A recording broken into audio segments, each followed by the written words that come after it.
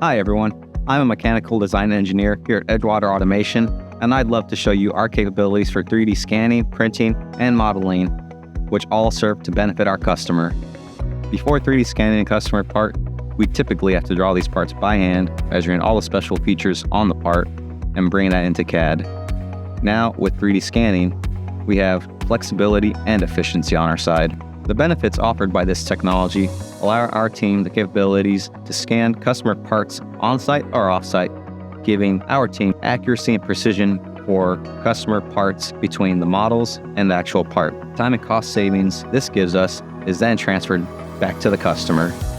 Our FDM and SLA printers give us the capabilities to design and test parts with an assortment of materials ranging from PLA, TPU, ABS, PETG, carbon fiber, silicone, and resin. While the parts are being 3D printed, we can have a controls engineer working in RoboGuide to program the movements so that by the time the parts are 3D printed, we're ready to test. This proactive approach allows us to make the necessary changes while adhering to tight timelines. By conducting thorough testing on our shop floor before the machine even leaves Edgewater, we can identify and address problems early on. We'd love to show you how 3D printing and scanning can work for you. Let's build together.